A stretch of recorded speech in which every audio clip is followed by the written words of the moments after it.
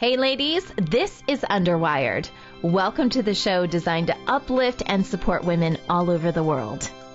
Hey, I'm Lindsay. They call me the kindest kahuna and the imaginal connector. I love puppies, travel, great coffee, and all of you out there who love humanity. I'm Betsy Wiersma, a serial entrepreneur and lover of doing good and having fun. My passion is connecting hearts and souls with art, ideas, and adventures. Hey, I'm Shay Sparks. As an energetic catalyst and fearless communicator, I love to have great conversations with amazing people. And I'm Sunny, mom of 4, here to shed light on what really matters. Together, we're Underwired.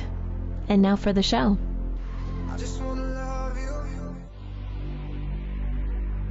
Hey, Hello. Welcome back. Oh, Gosh, I missed you guys. Oh, it's so good to be back. it is. It's so good to be back. So good to be seen, and I'm so excited to welcome everyone who's viewing to another exciting, super special, really special, extra special Underwired. And today we just wanted to give it our all and create a super fun holiday fall special that welcomes you all back to our Underwired community. And we just wanted to say how much we love you, and I'm so delighted to see all of you. No. We miss each other. We're missers of each other when we don't get to do this every week. Missers. And we miss our Mike, the whole team. We miss Mike. We miss the team. It's just one of those things. Well, and we miss all of you, so we're so glad to have you back. Exactly. We're glad you're back. And today we're going to have a really great show. It'll be shorter than our normal show, but that's okay because we're going to action pack it and we're not taking any commercial breaks. So here you go. Woo-hoo! And today we're going to have a wonderful topic that centers around togetherness because we're going to be gearing up for the holidays and we're doing this just before Thanksgiving. And we just thought, what a great time to talk about some things that are happening right now with us and in the world, and hopefully to uplift and inspire all of you who are watching. So welcome back to Underwired, and I am going to kick it off. Not spelling bra like we did for the Underwired season. So I'm just going to stop that whole mystery. We do have a word that we accidentally spelled. And the first word we're going to start with talking about togetherness is community. And I'm really making it a bold unity. I'm actually did a logo of this. It's on my new website coming out, community, because I really believe about togetherness. A lot of that we describe as our different communities. So, of course, I did my homework into the dictionary definition, and it says people living in the same place or having a particular characteristic in common. That's one definition of community. The other one is feeling a fellowship with others as a result of sharing common attitudes, interests, and goals. So I started thinking about my own life, and I'm like, oh my goodness, every part of my community is changing. So my physical community is going from living in Denver, Colorado, and during the winter, I am going to go transplant myself like a good snowbird and go live down in Florida with my friends Lindsay and Shay in Florida, in New Smyrna Beach, Florida. So my physical community is changing. My spiritual community has really gotten interesting lately. I've pursued a new Bible study of something called the New Testament, which expands the writings of the current New Testament into some other early Christian writings. Fabulous. And I'm studying the story of Paul and Thecla and Mary Magdalene's gospel and the gospel of Thomas and all these things. So my mind is blowing with my spiritual community changing and getting around people on that seeking mission. And then my entire life community of friends and family is changing as we move out of a season of parenting where we just wanted to keep her alive. And now she's 21 and she's an adult. And now we're trying to stay alive. Because I think she's doing it could kill me. So it's a new spirit of trust and things in a new community inside my very own family. So girls, now that I have your attention, I want to hear, as we hear the name of community, feeling a fellowship with others as a result of sharing attitudes, interests, or goals, or having a particular characteristic in common. Tell me a little bit and tell all the listeners and viewers about communities that you're in and how they're connected. I'm going to start, Sunny, with you, who's known to head bob more, so you get picked faster. So your head bob got you picked. Tell us, Sunny, about your communities. Yeah, I mean, the first thing I thought of, so Betsy, you kind of already mentioned this, but parenting. Okay. As you guys know, I've got 4 kids. They're a little bit older now. I've got 2 that are in middle school, 2 that are in elementary school, but there's still a lot of parenting that's involved in this. And I just think back to when I was pregnant, when they were way little babies. For me, the parenting community is really important to me, but I didn't really seek outward to groups that I would actually meet up with. I know that's a big thing for a lot of parents, and that could be amazing.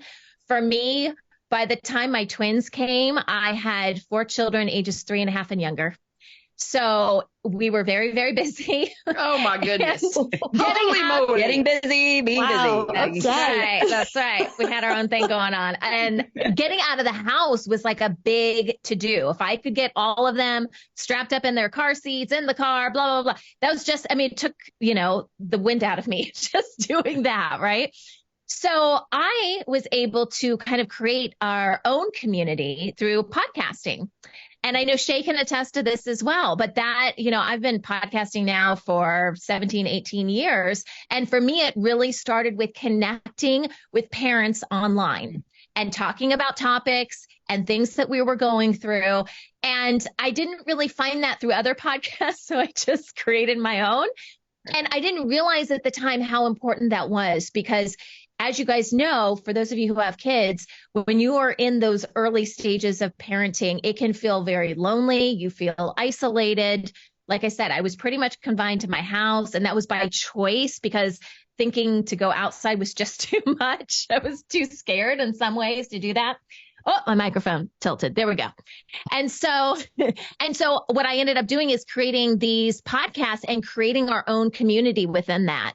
And so when I think of community, I instantly go to those podcasts and the people that really got me through and made me feel like I wasn't alone.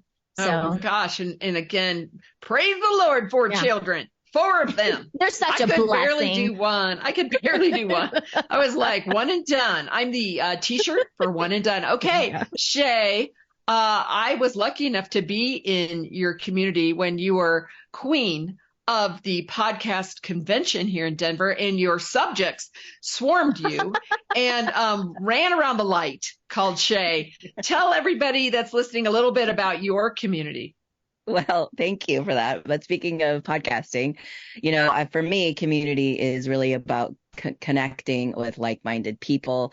Maybe you have the same goals. And I have been networking for many years with startup companies to real estate investors to coaches, and podcasters by far have been the nicest, the most kindest, and they're most willing to collaborate kind of people. And because a lot of times you're sharing hosts or connecting and really being able to help each other grow, see each other grow. And you get together every time you're at a podcast conference or, even online, like Sunny said, you're constantly connected with them. So for me, the community has just been an amazing one. And the queen of podcasting. I've been dubbed the mayor of podcasting just because of being able to be connected to people. So for me, it's I love it. I absolutely love that community. Well, great. Well, I hope all of you out there listening just start to think, where do I share values? Where do I show location? Where do I share times of life, seasons of life, common interests, passions? That all bonds you and gives you community. So next up, let's go over to Sister Lindsay, soon to be my neighbor, Lindsay. Linz, give us the second word. Well, thanks, Bets. Our second word today is the word oneness. And I get asked about that all the time. And so I thought maybe we should break it down a little bit. What is oneness? And I'll just start with, it first starts with me. So each one of us is whole and complete, just as we are. We are one whole thing, and it's one. We don't have to think of ourselves as, missing any parts. Then we have the second layer, which is about connectedness to everything. God, source, universe, creator, whatever you want to call the spaciousness of everything that we're in, that there's a connectedness and we're all part of it. And that's exciting to me too, because that's a very big thing. And we have a role to play in that, especially our authentic role. And then the third component is togetherness as a group. Everybody can accomplish more if we are one. And you've seen Navy SEALs, you've seen teams at work, we've seen our own little Underwired team from UNN. We're one thing, and we're working together to create something, right? Well, I'm noticing as we're entering into this holiday season, especially, it's kind of nuts how much I'm being pulled in the 3 different directions of oneness. Not just my own relationship to God and universe and being grateful and all that, and how do I spend my time with that, but then spending time for myself and trying to take care of myself, and then also sharing time with others who want to have, dinners and events, and can I get some of your time? And it seems like it's even more. So what I thought I would bring up to the table today as a conversation is, as we're all dealing with this oneness concept, what are you doing to maintain your sanity during this holiday season as you're getting pulled in different directions? And Shay, I'm going to start with you because I know you have some hot tips for everybody on this one. Well, what shows up for me is self-care, especially when you're talking about sitting at the table. So let's say we're all sitting at the table enjoying an amazing meal, and the conversation gets out of hand. Maybe it gets a little too heated. Maybe it's overwhelming. Maybe like 15 people are all talking at once and you're having a moment like, I got to get out of here. So how can you go find solitude by yourself is what really is showing up for me. And for me, that might be, getting outside for 15, 20 minutes and taking some deep breaths. It might be, going into a quiet space and maybe meditating for a few minutes, or, opening a book, doing something different, or even connecting with source, like you just said, saying a prayer, getting into your body, maybe doing some squats or some walking, just doing something else other than being overwhelmed sometimes by all of the stuff that especially goes on with togetherness, especially during the holidays, all of the stuff. Yeah. That's lovely. And I would say too, that solitude also does not mean you have to be lonely. Right. It means just step out and be with yourself for a little while, gather yourself. I love that, Shay. That is amazing and very, very helpful for the holidays. How about you, Sunny? What are you doing to maintain sanity? Oh, my goodness. Well,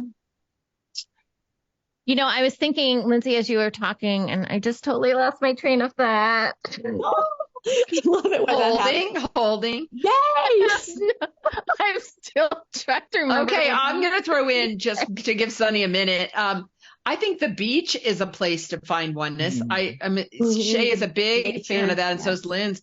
And I think as long as you're not bitten by 700 no-see-ums, like the last time I was on the beach where my oneness was disturbed by bug bites all over my body, which was a little bad part of the oneness, but the beach part was good. It's just God's little bugs kind of were not so good. Okay, Sunny, I gave you time to think. I thought of it. It was a good one too. Okay, came back. I feel like we all need to have a safe room in our house where if we are having these kind of like moments, like me, where I just broke down, I'm like, what am I even talking about? I don't even know what I'm saying anymore. To me, that is the room that I am in now. I'm just going to shut the door, and all the little people and larger people that are out there can just, do their thing, because get their own meal. Get their own meal, because sometimes you just need a moment. Like Sunny just needed a moment to figure out where she was. When I think of oneness, it actually calms me. Like, I know that there's like a lot of hustle and bustle, with the holidays and everything. And you got to be in a million different places, and you got to cook, and you got to clean, you got to entertain, and all this kind of stuff. But really, for me, it's just coming back to the basics, really reflecting on who you are, and also realizing that we are all truly one. We are one being. And the visual that I have around this, and let me know if this helps you guys, is that I think of God or source as a fire, or maybe a campfire. Okay. And embers come out of fire, right? If you've ever been near a fire, you have like little embers that come out, and each of us are those little embers. And sometimes we land really far away from the fire and we kind of burn out and we forget where we came from. We may get a little cold, right? Which can happen during the holidays. You get a little cold, like physically cold, but then also cold with other people, but we're all from the same place. We all came from the same group, from the same source. And so for me, that can be very comforting. It doesn't mean that you have to be all things, all places at one time. But I feel like, I don't know. For me, it just puts things into perspective. It's like we're all one. It's going to be okay. Even though things are crazy right now. Like why would I yell at that person that's cutting me off on the highway when really that's a version of myself, right? We all came from the same beginning. And so, I don't know, for some reason that just helps me to put things into perspective, to go, none of this little petty stuff, it doesn't matter. Like, it doesn't really matter. Like, what are the basics here? What are we trying to learn? How are we trying to grow? And does this other side stuff that's, kind of getting me all worked up, does that really matter? And usually the answer is no. I love that. And saying no, that's another really hot tip for maintaining your sovereignty while also being part of a tribe or a group. And I'm going to tie it kind of full circle, because I also have been practicing working with community and building a community of kindness. And that's been a very interesting and developmental process over the last year in how to bring people together based on a common value. And so as oneness, like you said, if we all came from the same fire, one of the things I'm learning is that every single person I run into has a version of kindness, and they know what it means.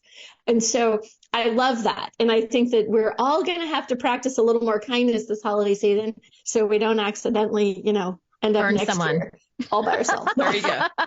Or your house down. Don't do that either. That's right. And make your own food, everybody. Make your own food. Okay. That's the kindness. Well, and with that, I'm going to pass it on over to my dear and